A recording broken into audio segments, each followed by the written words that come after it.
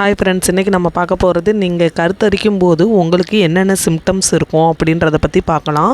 அதுக்கு முன்னாடி நம்ம சேனலை சப்ஸ்கிரைப் பண்ணி பெல் பட்டனை கிளிக் பண்ணி ஆல்ட்ரு ஆப்ஷனை கிளிக் பண்ணி வச்சுக்கோங்க. வாங்க வீடியோக்குள்ளே போகலாம். ப்ரெக்னன்சி சம்மந்தப்பட்ட எல்லா வீடியோவுமே நம்ம சேனலில் இருக்குது, நீங்கள் செக் பண்ணி பார்க்கலாம். கருத்தரிக்கிறது எல்லாரோட பெண்கள் வாழ்க்கையிலும் ஒரு முக்கியமான காலகட்டம். உங்களோட ப்ரெக்னன்சி கன்ஃபார்ம் ஆகிறதுக்கு முன்னாடியே உங்கள் உடலில் சில மாற்றங்கள் ஏற்படும். இதெல்லாம் டாக்டர்ஸ் எப்படி சொல்லுவாங்கன்னா, கரு கர்ப்பப்பையில் ஒட்டுற செயல்முறையை தான் இம்ப்ளான்டேஷன் சொல்கிறாங்க. இது எல்லா பெண்களுக்குமே இருக்கக்கூடிய ஒரு டவுட்ஸு. கரு எப்போ ஒட்டுது, அதுக்குரிய அறிகுறிகள் எப்படி இருக்கும் அப்படின்றது கேட்பது இயல்பானது. உங்களோட மாதவிடா வருவதற்கு முன்னாடியே சின்ன சின்ன மாற்றங்கள் இருக்கும். முக்கியமாக ரத்தப்போக்கு, வயிற்றில் அசௌகரியம், ஹார்மோன் மாற்றத்தினால இதெல்லாம் எப்படி ஏற்படுது அப்படின்றத புரிஞ்சுக்கணும். எதை கவனிக்கணும், எப்போ பரிசோதனை செய்யணும் அப்படின்றத பார்க்கலாம் இந்த வீடியோவில். உங்களோட கருமுட்டையும் ஹஸ்பண்டோட விந்தணுவும் இணைந்து உருவாகும் கரு. அந்த கரு 5லேருந்து 7 நாட்களுக்குள்ளே உங்கள் கர்ப்பப்பைக்குள்ளே இருக்கக்கூடிய சுவரில் ஒட்டுது. இப்படி ஒட்டுற செயல்முறையை தான் இம்ப்ளான்டேஷன் சொல்கிறாங்க. உங்களோட கர்ப்பப்பை சுவரான எண்டோமெட்ரியம் தடிமனாகவும் உங்களோட கருவை நல்லா தாங்கி பிடிக்கிறதுக்கு ஹெல்ப்ஃபுல்லாகவும் இருக்கும். இப்படி கரு ஒட்டுறனால தாயோட ரத்த ஓட்டத்தில் தொடர்பு கொண்டு அது வளர்ச்சி ஆகுது.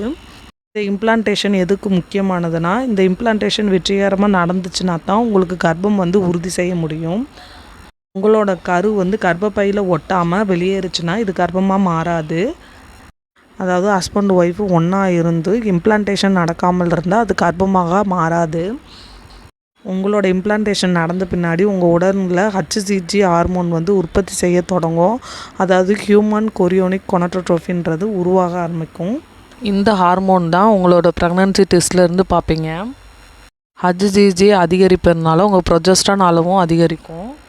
இந்த ப்ரொஜெஸ்ட்ரான் அளவு அதிகரிக்கிறதுனால தான் உங்களோட பீரியட்ஸ் தற்காலிகமாக நிறுத்தப்படுது. அதாவது கன்சீவ் ஆகிறது அப்போ நிறுத்தப்படுது. இம்ப்ளான்டேஷன் என்பது உடலில் நடக்கக்கூடிய ஒரு அமைதியான செயல்முறை. சிலருக்கு லேசான ரத்தப்போக்கு, வயிற்றுப்பிடிப்பு இதெல்லாம் இருக்கும். பல பெண்களுக்கு எந்த அறிகுறியும் இல்லாமலே இம்ப்ளான்டேஷன் நடந்து முடியலாம். சாதாரணமாக 28 நாட்களுக்கு மாதவிடாய் சுழற்சி இருந்துச்சுன்னா உங்களுக்கு 14வது நாளில் ஓவலேஷன் நடைபெறும். முக்கியமாக 6 முதல் 10 நாட்களுக்கு பின்னாடி இம்ப்ளான்டேஷன் நடைபெறும். அதாவது ஓவலேஷனுக்கு பின்னாடி மாதவிடாய் வருவதற்கு ஒரு வாரத்துக்கு முன்பாகவே இந்த இம்ப்ளான்டேஷன் நடந்து முடிஞ்சிடும். ஒவ்வொரு பெண்ணுக்குமே சுழற்சி வேறுபடும். 24வது நாள்லேருந்து 32 நாட்களுக்குள்ள சுழற்சிகள் இம்ப்ளான்டேஷன் நேரம் மாறுபடலாம். பொதுவாகவே விந்தணுவும் கருமுட்டையும் இணைஞ்ச பின்னாடி இம்ப்ளான்டேஷன் நடக்காது. ஃபெர்டிலைசேஷன் என்பது பொதுவாகவே ஃபெலோபியன் டியூப்பில் தான் நடைபெறும். அந்த கருவானது 3லேருந்து 5 நாட்கள் வரைக்கும் பயணம் செஞ்சு உங்கள் கர்ப்பப்பையை வந்தடையும். அது வந்தடைஞ்ச பின்னாடி 1-2 நாட்களுக்கு பின்னாடி சுவரில் ஒட்டுற செயல்முறை தான் நம்ம இம்ப்ளான்டேஷன் சொல்கிறாங்க. சுமார் 6 முதல் 10 நாட்கள் வரைக்கும் இந்த முழு பயணமும் அவங்களோட ஒட்டும் செயல்முறையும் நடைபெறும். உங்களோட இம்ப்ளான்டேஷன் நேரம் தாமதம் ஆகலாமான்னு கேட்டிங்கன்னா ஆகலாம். சில நேரத்தில் ஓவலேஷன் தாமதமாக உங்களுக்கு நடந்தாலுமே ஹார்மோன் மாற்றம் பொதுவாகவே இருந்துச்சுனாலும், அது மாதிரி மன அழுத்தம் அதிகமாக இருந்தாலும் இம்ப்ளான்டேஷன் நேரம் சற்று மாறலாம். இம்ப்ளான்டேஷன் நடந்த பின்னாடி HCG ஹார்மோன்கள் உற்பத்தி தொடங்குது. அதுக்கு பின்னாடி நீங்கள் ப்ரெக்னன்சி டெஸ்ட் எடுத்திங்கன்னா நெகட்டிவ்னு வர வாய்ப்பு உள்ளது. முதல்ல பீரியட்ஸ் தள்ளி போகிறது தான் முதல் அறிகுறியாக இருக்கும். இது ப்ரெக்னன்சி டெஸ்ட்டில் நீங்கள் செஞ்சு பார்க்கணும். இந்த மாதவிடாய் தள்ளி போகிறது பொதுவான அறிகுறியாக கருதப்படுது.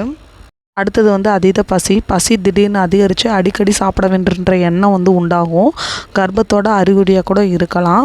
உங்களோட மாதவிடாய் தவறிய பின்னாடி உங்கள் உணவில் சுவை உங்களுக்கு பிடிக்காது. இல்லை சுவையில் எந்த மாற்றமுமே இல்லைன்னா கூட உங்களுக்கு பிடிக்காமல் கூட இருக்கலாம். இது கர்ப்பத்தோட அறிகுறியாக இருக்கும். மீண்டும் மீண்டும் பசியை உணர்ந்தீங்கன்னா இது கர்ப்ப பரிசோதனை செய்து நீங்கள் பார்க்கலாம். மிஸ்டு பீரியட்ஸ் ஆன பின்னாடி இயல்பை விட அதிகமாக யூரின் போகிற உணர்வு ஏற்படும். அடிக்கடி யூரின் போகக்கூடிய உணர்வு கர்ப்பத்தின் அறிகுறியாக இருக்கலாம். ஹார்மோன் மாற்றத்தின் காரணமாக மனநிலை மாற்றங்கள் ஏற்படும். இது கர்ப்பத்தின் பொதுவான அறிகுறி. கர்ப்ப காலத்தில் பெண்கள் உடலில் பல மாற்றங்கள் ஏற்படும். அதில் ஹார்மோன் சமநிலை பிரச்சனையும் ஏற்படும். ஒரு பக்கத்தில் மட்டும் பிடிப்பு, ஒரு பக்கத்தில் வலி இருக்கும். கர்ப்பிணி பெண்களுக்கு உடலில் ஒரு பக்கத்தில் வலியும் ஒரு பக்கத்தில் பிடிப்பும் இருக்கலாம். அடிக்கடி பிடிப்புகள் ஏற்படுது. உங்கள் வயிறு வந்து இழுத்து பிடிக்கிற உணர்வு இருந்துச்சுனாலும் நீங்கள் கன்சீவாக இருக்கீங்கன்னு அர்த்தம். உங்களோட மார்பகங்கள் சாஃப்டாகும். கர்ப்ப காலத்தில் வந்து மார்பகங்கள் ரொம்ப சாஃப்டாக இருந்துச்சுன்னா சாஃப்டாகவும் அது மணிக்கு ரொம்ப வெயிட்டு அதிகமாக இருக்கிற மணிக்கும் இருந்துச்சுன்னா நீங்கள் கன்சீவாக இருக்கீங்கன்னு அர்த்தம். உங்களோட நிப்பிள் வந்து ரொம்ப கருப்பாகவும் இருக்கலாம். அது மணிக்கு உங்களோட நிப்பிள் வந்து ரொம்ப சென்சிட்டிவாக இருக்கும். தொட்டால் கூட வலி ஏற்படும். அந்த மணிக்கு இருந்துச்சுன்னா நீங்கள் கன்சீவாக இருக்கீங்கன்னு அர்த்தம். ரொம்ப டயர்ட்னஸாக இருப்பீங்க. கர்ப்ப காலத்தில் பெண்கள் உடலில் ப்ரொஜெஸ்டரான் ஹார்மோன் அளவு கணிசமாக அதிகரிக்குது. இதனால் வந்து பெண்கள் நாள் முழுவதும் ரொம்ப சோர்வாக உணர்வீங்க. கர்ப்ப காலத்தில் 2வது 3வது மாதத்தில் சோர்வு பிரச்சனை அதிகமாக ஏற்படும். உங்களோட மிஸ்டு பீரியடோட இந்த அறிகுறிகள் அதிகமாக இருந்துச்சுன்னா கண்டிப்பாக நீங்கள் கன்சீவாக இருக்கீங்கன்னு அர்த்தம்.